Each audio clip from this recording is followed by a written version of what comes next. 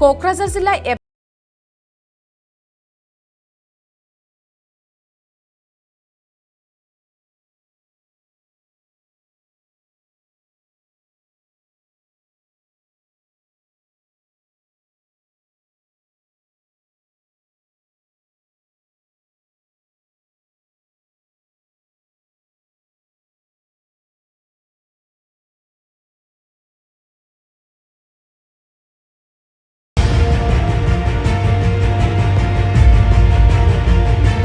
मिथिंगानि गुबै महर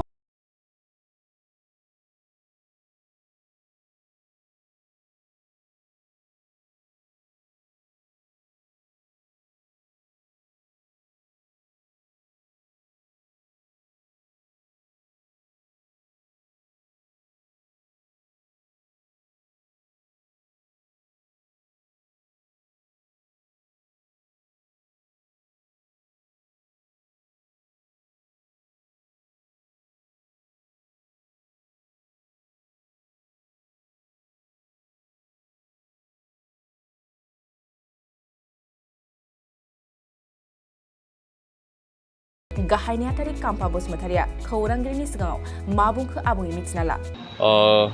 गिबियावनो गोजोन फुंबिलिनि नोंथांमोननि चेनेलजों बयनिसिमबो बावहरग्रोदों। दुलाराय बर' फरायसा आफादा मोनसे हाबाफारि बेखौ लानाय जादों। मोनफ्रोमबो जिल्ला दखर आरो दालाइसा आफादनि सिङाव थानाय मोनफ्रोमबो नोगोर आरो दखान गलाफोरनि साखाथि फाखाथियाव थानाय जे दाखोर दालाफोरखौ लानानै मोनसे हाबाफारि लानाय जादों।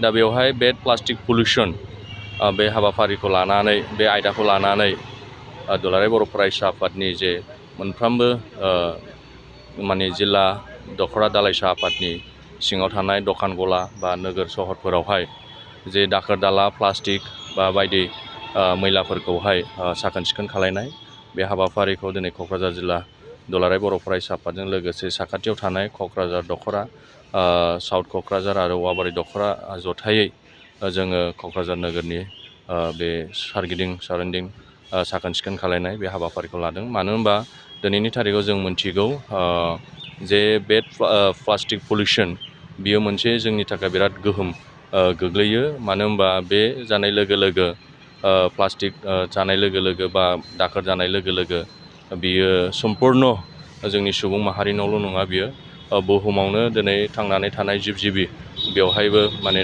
बिराद मोनसे गोहोम खोख्लैयो। लोगोसे इनभारनमेन्ट मोजां मोनसे क्रियेट खालायनायावबो बिराद माने गाज्रि गोहोम खोख्लैयो। आरो बेनि थाखायनो दिनै बाय'डाइभारसिटियाबो दिनै लस जालांबाय थादों। एभ्रिथिं माने बेबो मोनसे गाज्रि पलिउसन जानायनि थाखाय जोङो थांनानै थानायावहाय बा गोग्गो आबहावा लानायावहाय बेयो मोनसे जोंनियावहाय बिराद खहा लाबोयो। बेनि थाखाय दिनै दुलाराय बर' फरायसा आफादा बेबायदि मोनसे हाबाफारि मोजां हाबाफारि लानायनि गेजेरजों जोंनि जे प्लास्टिक बाहायनाय बा बथल बायदि दै लोंग्रा बाहायनायफोरखौ गैया खालायनो थाखाय बा बेनिफ्राय जोङो मुक्त लानो थाखाय जोङो बे मोनसे एवार्ड लाबोदों। दा बेनि थाखायनो जोंनि साफ्रोमबो रायजो जानाय सुबुं माहारि बा थांनानै थानाय सुबुंफोरा बे प्लास्टिक बाहायनायनिफ्राय जोङो गोजान जानांगोन। आरो जाय प्लास्टिकखौ दिहुनदों बेनि अनगायैबो दस्रा मुवा दिहुननानै बा जोंनि सामफ्रामबोनि इउस खालायनायावहाय बेखौ बाहायनायनि थाखाय बेखौ जोङो आपिल खालायदों। बिनि थाखायनो दिनै जोङो नैबे हाबाफारिनि गेजेरजों जे साखोन सिखोन खालायनाय, बेमार आजार गैयै आरो गोग्गो मोनसे आबहावा इनभारनमेन्ट क्रियेट खालायनाय, दा बे हाबाफारिखौ जों लादों।